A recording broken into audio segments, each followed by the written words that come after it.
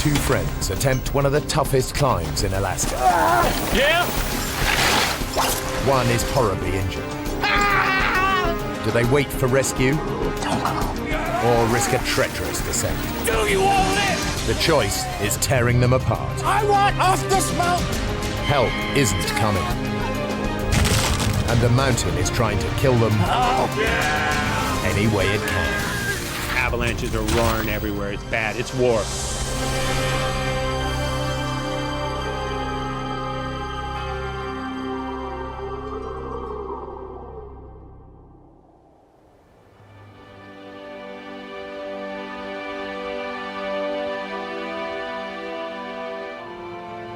Denali National Park, Alaska. 6 million acres of wilderness dotted with spectacular glaciers and rugged mountain peaks. It's a magnet for extreme climbers like Dave Nyman and Jim Sweeney.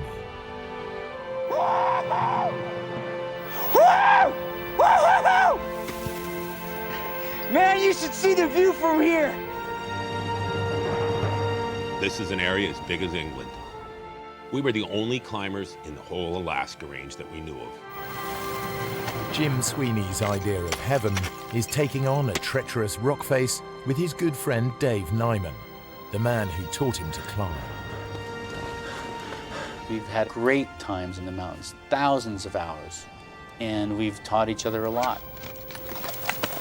Hey, come on, Nymo! Come on, keep up, slow coach! Great, Jim. Jim is a better climber overall than me.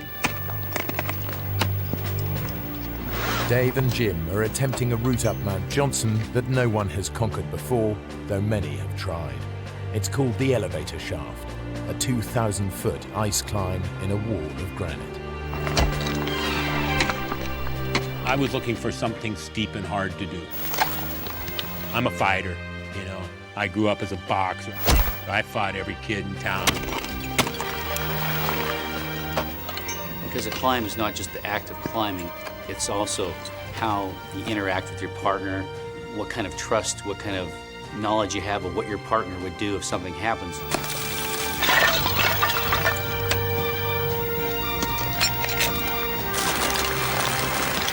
Jim's taking out the rope and he's moving fast. He gets up to the end of each length of rope and he keeps pulling me up behind him. You just forget what's going on when you're going up. I'm climbing. I'm not thinking about anything else. I want to go up.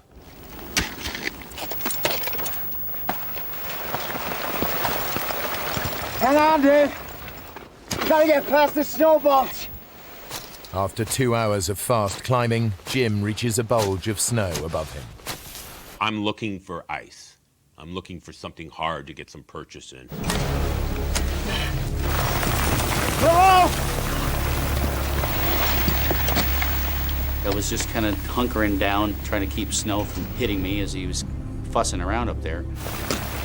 You're thrashing me, Jim! He's hollering at me, you know, and it's just constantly the snow's going down. Have you hit anything yet? This is nowhere, Dave. If I can't find some rock and ice to climb onto, I'll come down.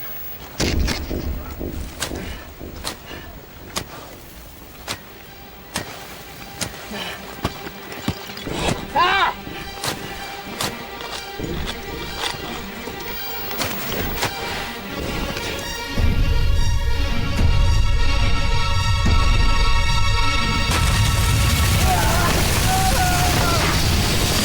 Cold wave of snow in a kind of a hissing roar that just whooshes by.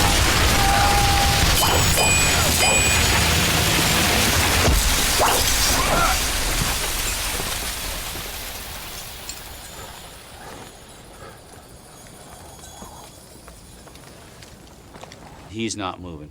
Jim! I'm coming, Jim. Just hold on. He's about 100 feet down below me. I knew I had to work fast. At this point, I don't know what kind of shape he's in. I don't know if he's choking, if he can't breathe. At that point, I know I have to move really quickly to get to him. Jim? I can see blood trickling out of his nose and his mouth and his ear. Jim? I touch him, and immediately he comes to life. Out of the house! Jim, stay with me. Jim! I'm gonna get you down!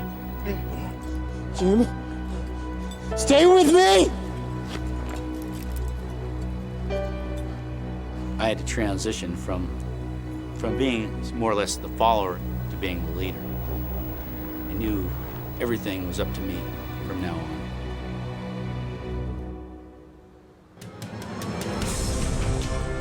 Dave's first task is to get Jim out of danger. He has to lower Jim's dead weight 1,000 feet down the near vertical rock face of the elevator shaft. Over several hours, I would lower him below me, and I'd drop Jim down another full length of rope, maybe 165 feet. Jim, I need you to wake up!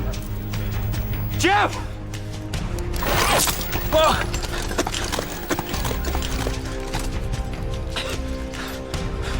Okay, here we go. We're going again. It takes Dave the best part of 5 hours to lower Jim down to relative safety. Last bit, Jim.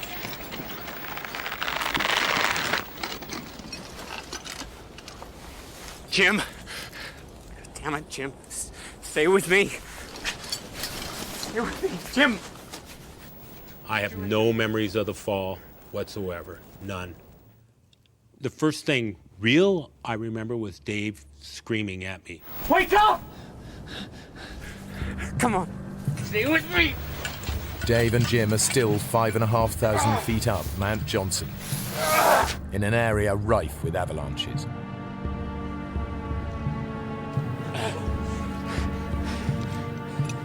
Battling deep snow and fading light, Dave drags Jim back to where they'd stashed their equipment. Jim has dislocated his hip. He drifts in and out of consciousness.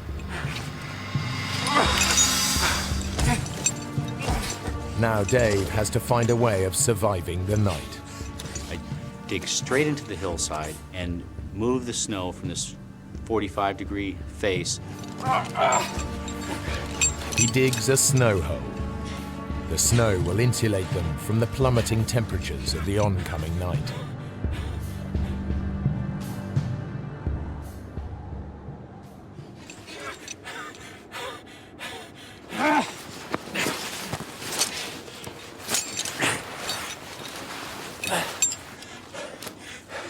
Okay, Jim.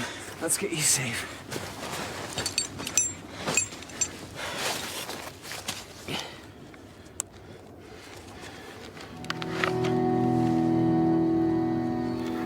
Jim's helmet's virtually shattered, and he's not moving.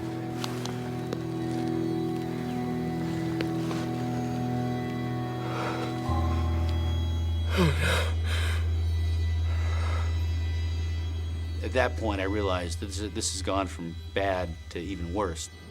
I know with a head injury, you know, if your brain starts to swell, fluids build up, that can pretty much be the end of you. There's all these different things going through your mind. If the weather turns and I don't get word out, we're going to be in a world of hurt. If I go travel alone on the glacier, am I just going to fall in a hole and Jim's left by himself anyway? You don't know what the right answer is.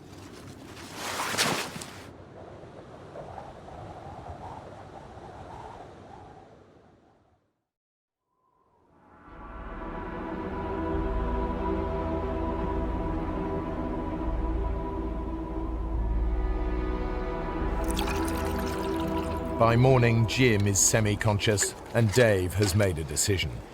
He's going for help. Do you think you can light the stove? Don't go. Next thing I remember was in the morning, Dave's talking to me. He's telling me he's going to leave. I told him, I don't want you to leave me. Don't leave me. I gotta go, Jim. I'm going for help. There's a ski hut up the gorge. Maybe there's people there.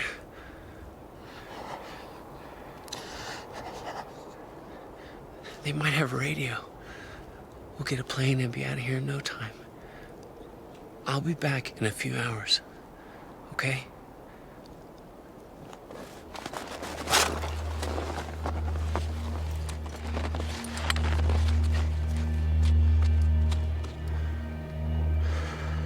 Leaving a partner in that kind of situation is, you might come back and he'll be buried or he'll be dead.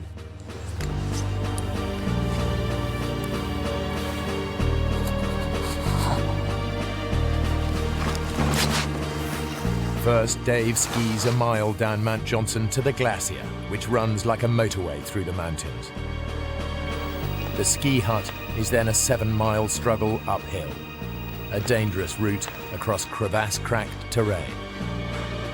Generally, if you fall in a crevasse on that glacier, there's really no hope for you. You're gone. You're gone from the world. You might end up 1,000, 2,000 feet down, straight down. It's pretty frightening.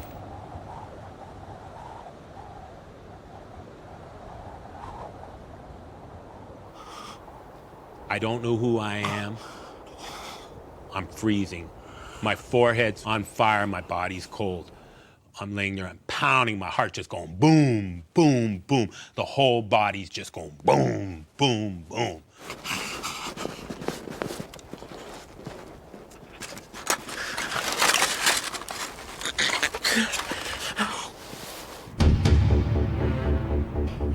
After 6 hours hard skiing, Dave reaches the ski hut. Help!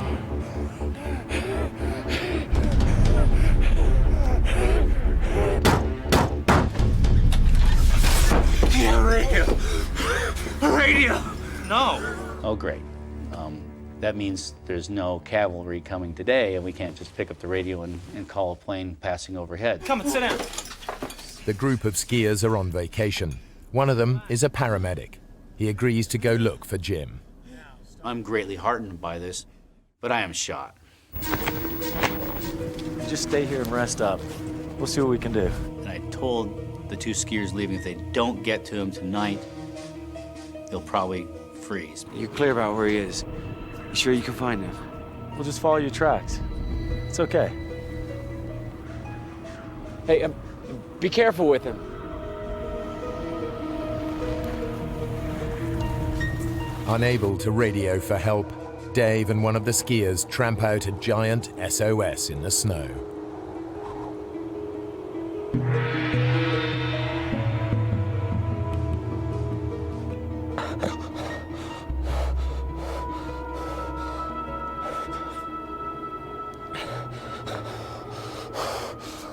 I can remember my fevered brow in the snow and still being warm, but my body freezing. You know, I can remember that feeling.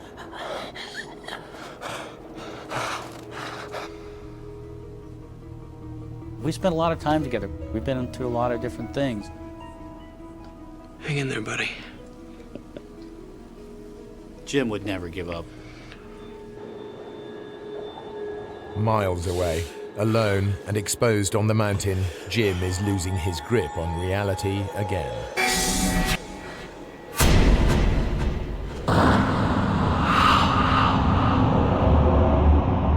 Black dreams, just as black as can be, you know.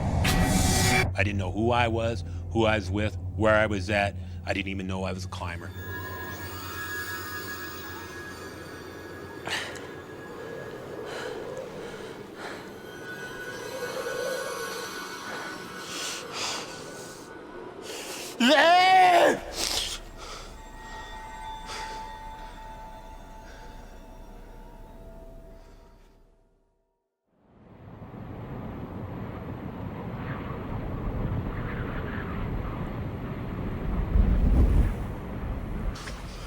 The next morning, Dave heads out to try and find the rescue party. They're already on their way up the glacier. They're towing a sled. My heart leaps. Oh, great, great. They're coming back. They've rescued Jim. And then I think there's no way they can ski as fast as they're skiing, towing Jim. Then my heart just drops. Where's Jim? Didn't you find him? Look, we skied all the way over to the base of that shaft thing. That's a hell of a climb. He explains to me that they looked up and they saw a few avalanches coming down, and they decided that they didn't have the proper equipment. It's too dangerous. Getting more people killed won't help anyone. I'm trying not to be angry. I can't believe what I'm hearing here. Will somebody come with me? I'm taking that sleeping bag. You go up there, and you're gonna die. I could feel them looking at me when I was skiing because I was putting any anger I had right into my plan to save Jim. That time the clock was ticking. Every second I felt counted.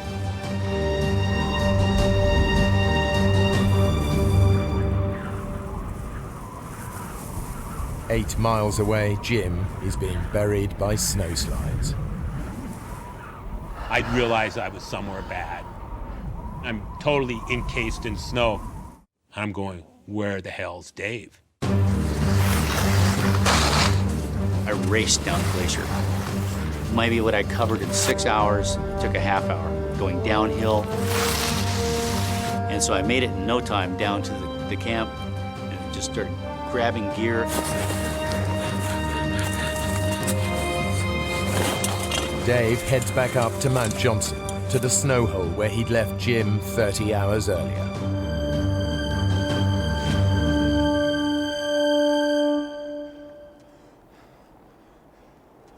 Jim!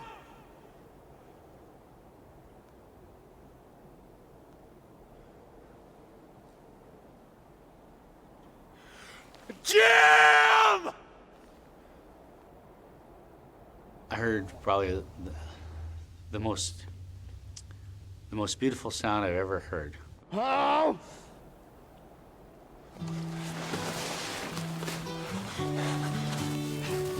Oh!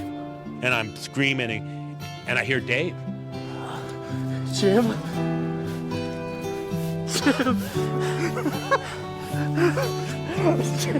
He's buried in a snowslide.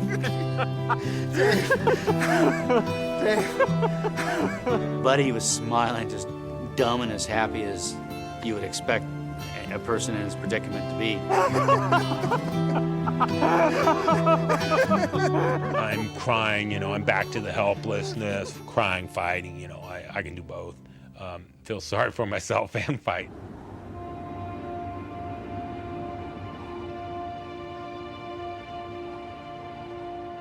Dave pitches the tent near the snow hole, and at last Jim gets the opportunity to warm up.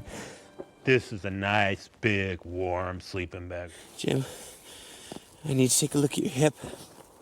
I think it might be broken. I know my hip's busted, you moron. I can take care of my hip. I'll stay in the bag, and you can pull me out of here. I don't believe that I have the ability to move Jim out of this area. Skiing off by myself, that's one thing, but I can't drag you out of here. I can't do that, Jim. Listen, there are people at the ski hut. They know we're here. Let's just hunker down and wait for help to come. Hey? Positively, 100%. He was waiting to get rescued. Dave's waiting for the rescue to come.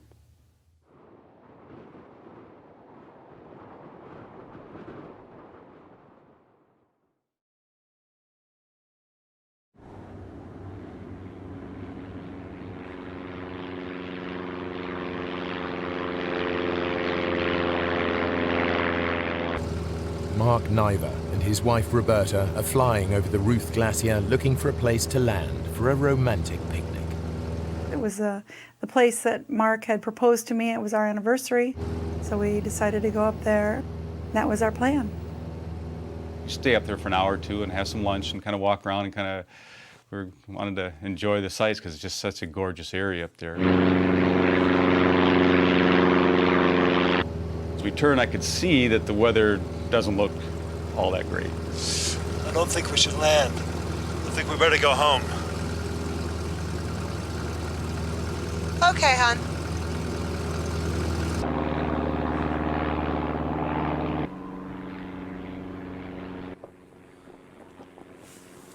Jim, do you hear that? Jim, come on, man. There's a plane. And I figured it'll see the SOS. We'll be out of here in no time.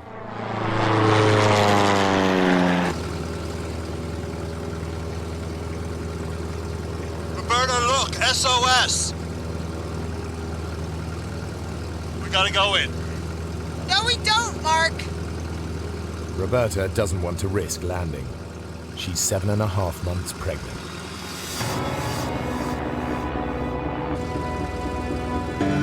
What are you doing? You just said we shouldn't land here. It's an SOS, we have to land. She's nervous, obviously, and she's telling me, Mark, we can't land. She's kind of hollering at me. It's somewhat distractive as I'm lining up to land.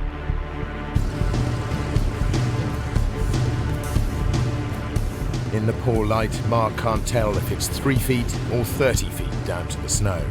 He tries to abort the landing. That elevation, you know, the air is pretty thin. The engine doesn't perform at all like it should.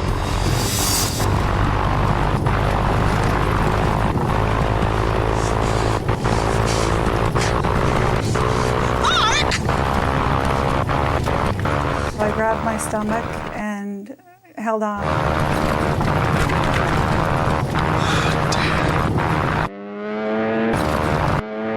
And all of a sudden, we just fell out of the sky.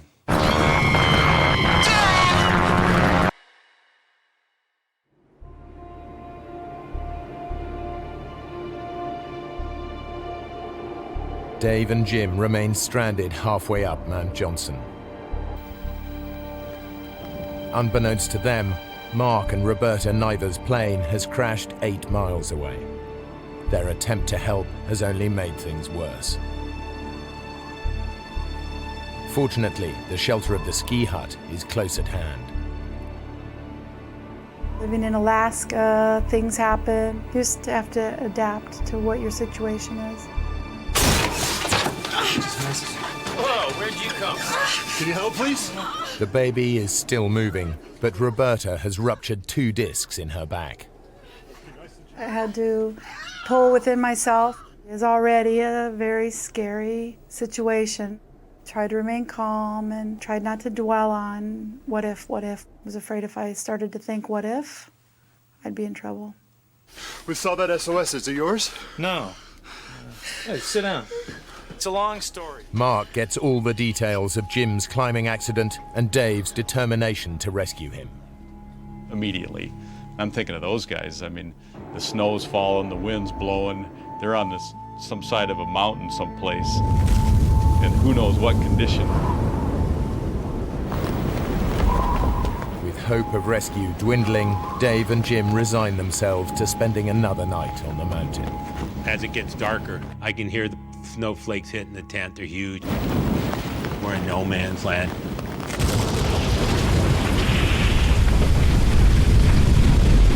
Maybe before midnight, we started hearing activity of avalanches in the area.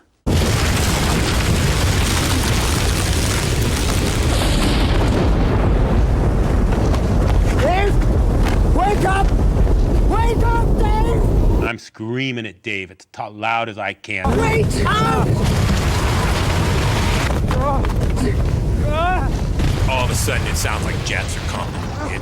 It's like sitting right under a 747, just this roaring noise. The winds pushed ahead of an avalanche can reach hurricane force. Jim and Dave are in the crossfire. It's louder than a Pink Floyd concert. It's louder than anything, any noise I've ever heard, and it's right above us. We just started praying. I don't know who else to turn to. It's in the tent. It's around you. It's inside my sleeping bag. We really thought this was it. We thought this was the end.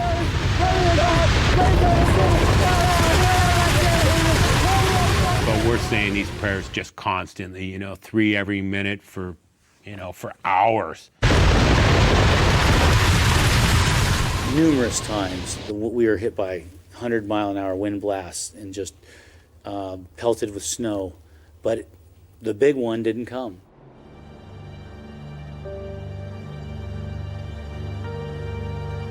Mayday, Mayday, Mayday. This is Piper 173 Alpha. Mark's attempts to get a call out are hampered by the surrounding mountains that block the radio signal. Only a plane flying directly overhead will hear his call. We've crashed on Ruth Glacier. Do you read me? Over.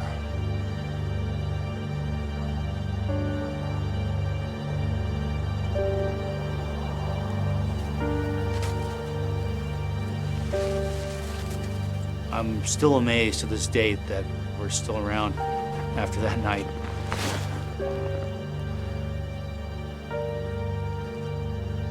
Dave? Jim has no intention of spending another night on the mountain. Okay, Dave. I'm ready to go. Let's go. We can't just stay here. We're sitting ducks. You gotta haul me out.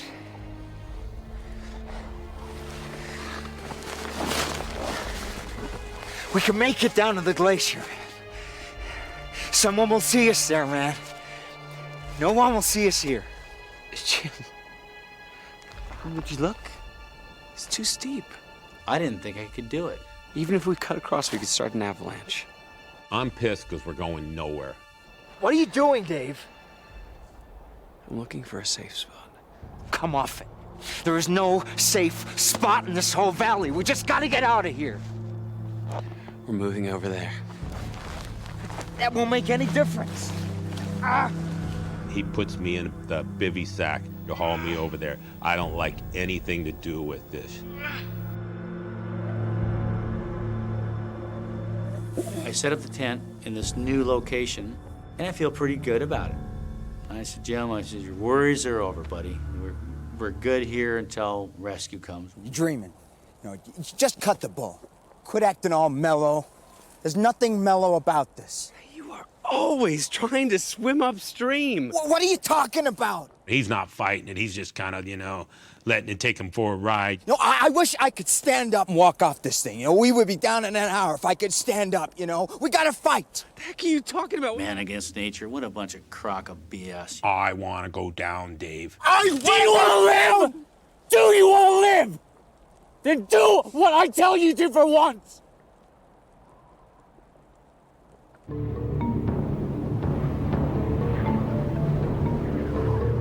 At the ski hut, they're no closer to alerting a rescue party.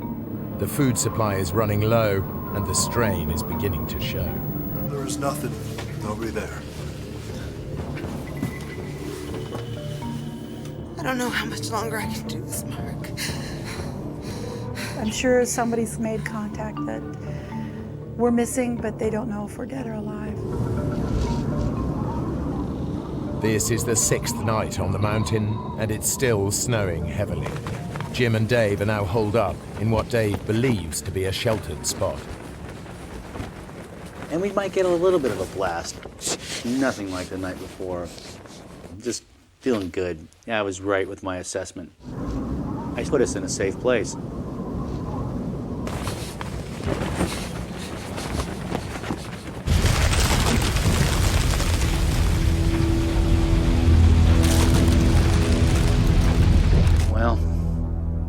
Early in the morning, maybe 2 a.m., we heard a roar.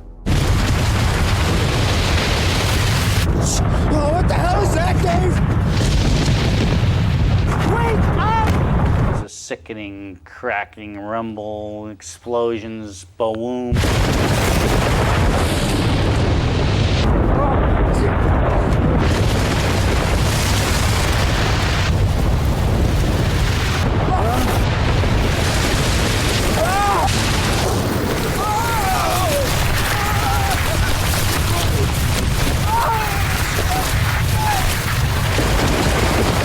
Fly downhill, 200 feet, 300 feet.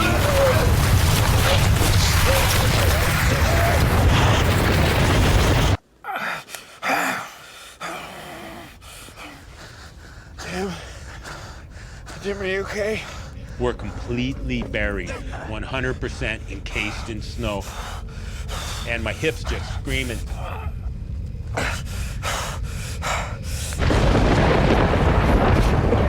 I can feel the pocket.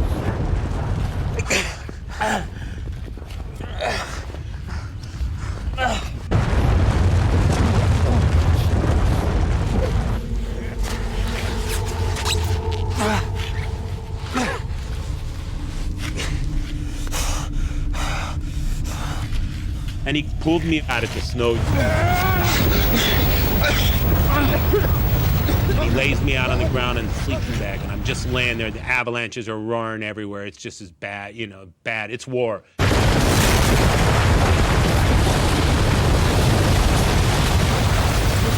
We're just laying out there with nothing. We can't find anything. There's nothing left, Dave! I was just scrambling like a madman. The shovel, it's the key survival tool you have in the mountains. Come on, man! Before another one comes! That's it! Come on, keep digging! Keep digging! Keep digging! I'm just thinking the next avalanche is coming and the next one's taking us down the hill.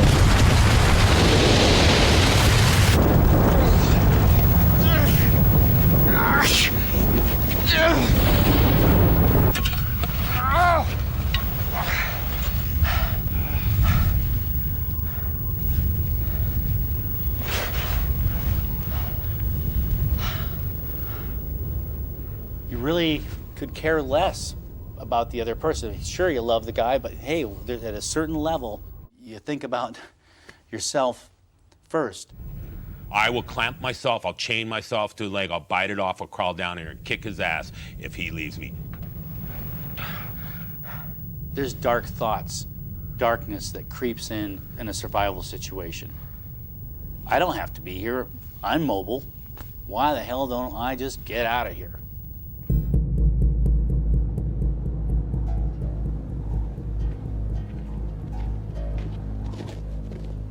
Eight miles up the glacier, Mark Niver is clinging to one hope. This morning, the jet that takes him to work on the Alaskan oil fields will be flying directly overhead. It's their best, maybe their only chance to let people know where they are. My dad flies that plane. I know the whole crew. I know that they'll be tuned in. Mayday, Mayday, Mayday. This is Piper 173 Alpha. Over. Hello, Mark. Is that you? Over. How are you doing? Who is this? Over. Mark, we don't read you. Please reply. Over. Hello, do you read me? Over. The pilot can't hear Mark, Repeat, where are you? Over. Mayday. We are but he near can the hear the mountain. clicks on his radio. So it's one click yes, two clicks no. After 7 days, the word is out. Understood. But rescue is impossible until the weather breaks, and no one knows if Jim and Dave are dead or alive.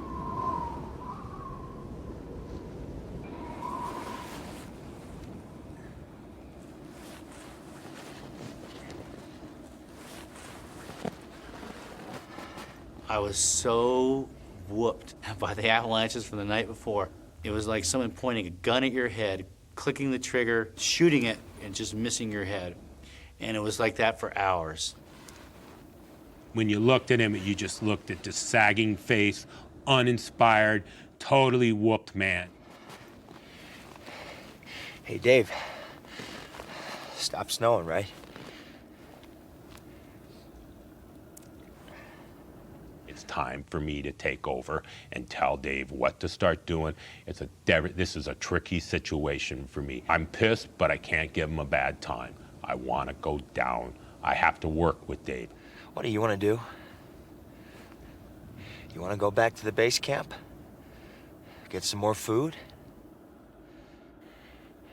More equipment? I wanted to go, but I knew if I left, I would not come back. I had a chance to look myself in the eye and say, what's really important to you? And is your life worth more than this person's? What's happened to you, Dave?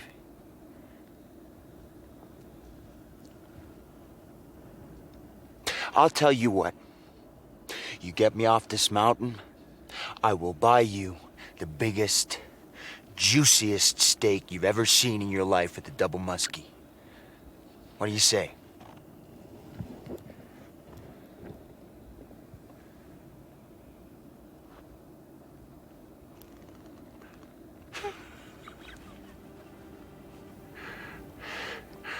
I want a 36-ounce filet mignon. There's no such thing. That's what I want. Well, then that's what you're gonna get.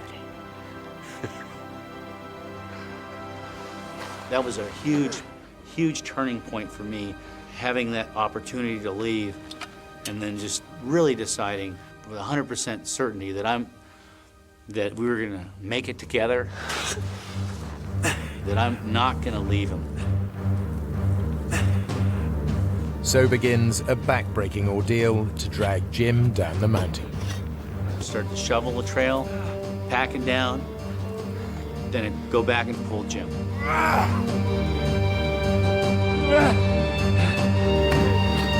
Doing it. See, I told you could do it. I love you, Dave. This is the most focused I've ever seen Dave in his life. He's really getting it together.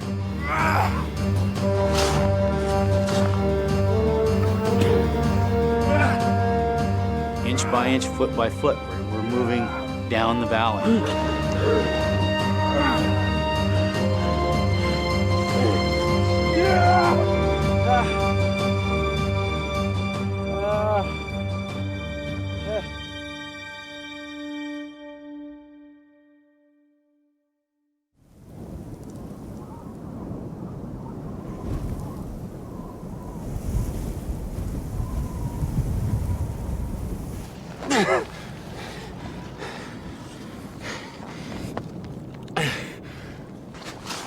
After 17 hours, they've gone less than half a mile closer to the glacier.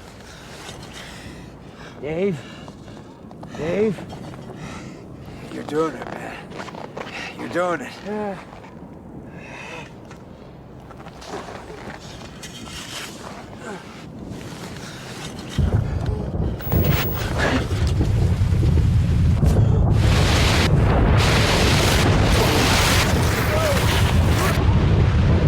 All of a sudden, we're flying downhill. I'm screaming bloody murder. And I pick up speed, and this is it. I'm falling. Free fall. Backwards. This is it.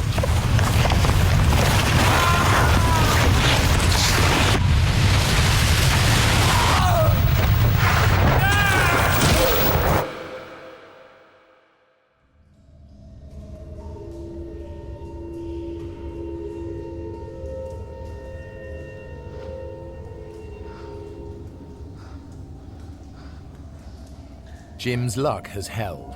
He's been caught on a ledge 30 feet below the surface.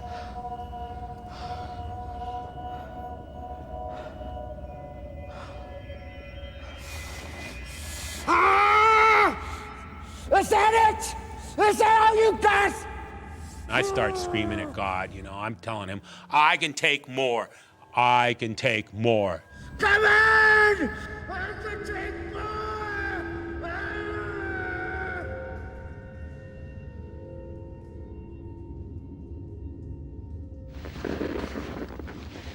Dave has been swept far deeper into the 500-foot crevasse.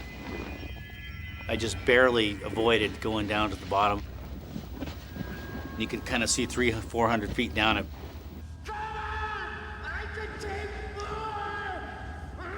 Jim.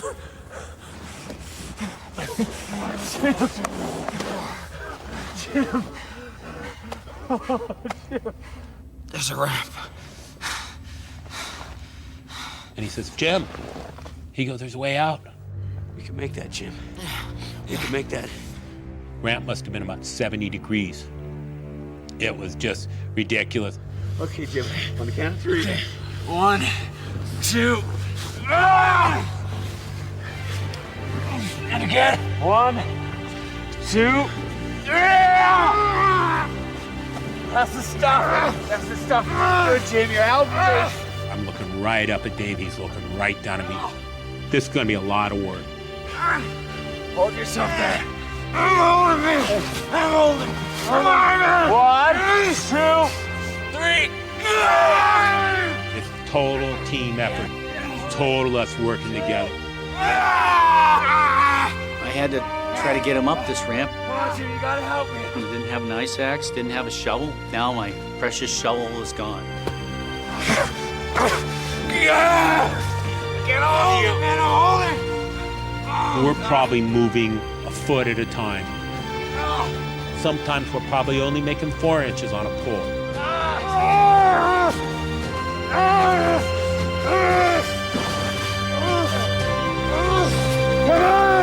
Come on, Jimmy, we're nearly there.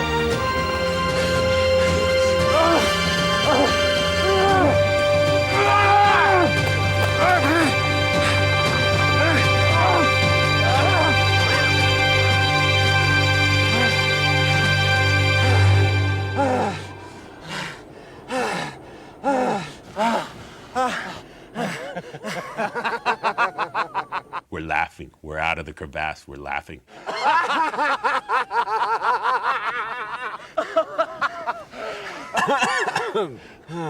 Dave, there's the glacier.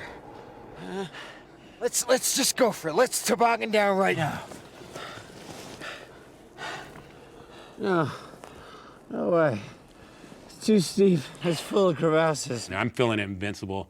I can slide over crevasses. Nothing's gonna kill me.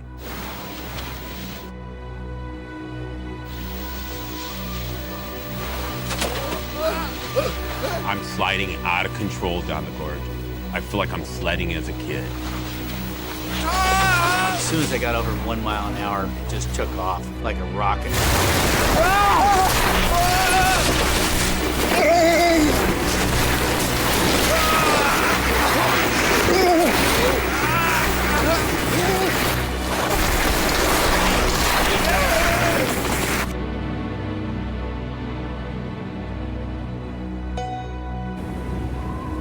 It doesn't look like we're gonna be able to get in today at all. Visibility is too bad. Over. So I go back up to the mountain hut, and everybody's got this hopeful look on their face. Looks like they're not gonna be able to come in today. That's great. When I think back, it's amazing I remained as calm as possible until I started crying. I just started losing it.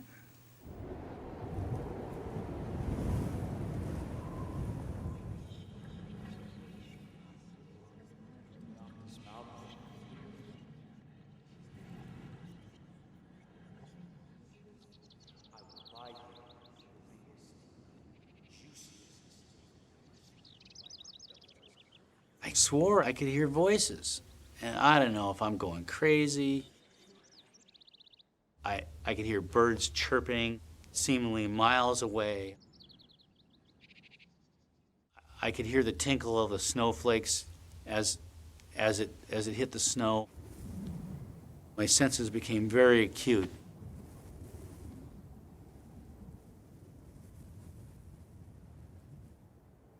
Jim and Dave have finally made it to the glacier where they can be seen. It may be too late. I am starving. I haven't eaten but a few tablespoons in the week and maybe had a couple sips of water. If we don't get picked up now, I'm gonna die soon.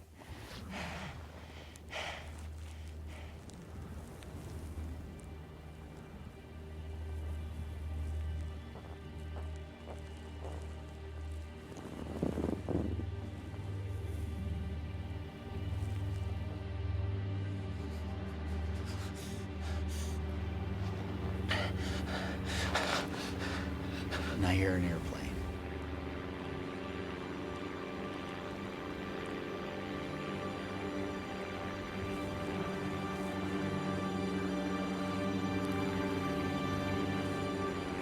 see a little red dot coming up the glacier.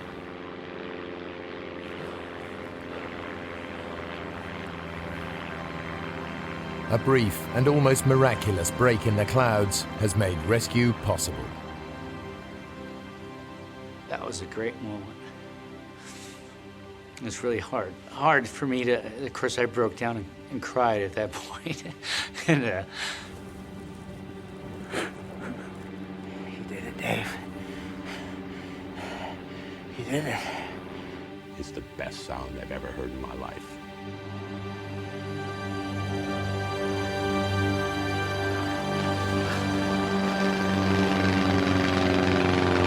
God, it's like we're at the pearly gates.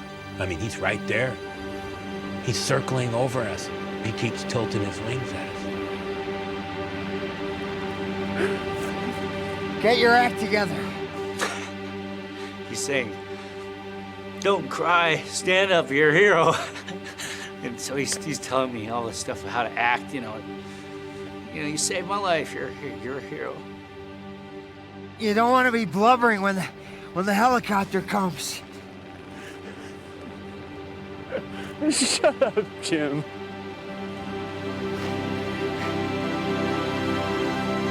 Alerted by Mark's radio, planes had been flying above the clouds searching until the weather suddenly cleared.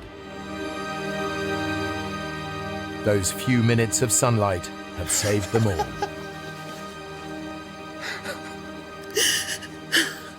And when I got off the helicopter at the hospital, we could see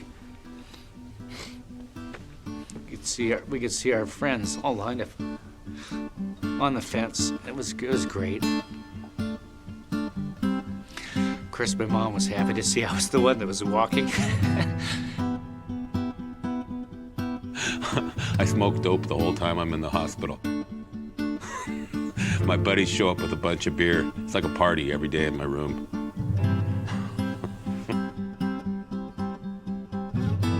Eight weeks later, Roberta gave birth to a healthy baby boy.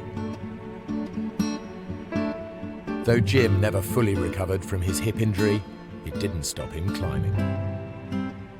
Dave is now a father and doesn't climb as much as he'd like to. For his efforts to save Jim, Dave was awarded the Carnegie Medal for bravery.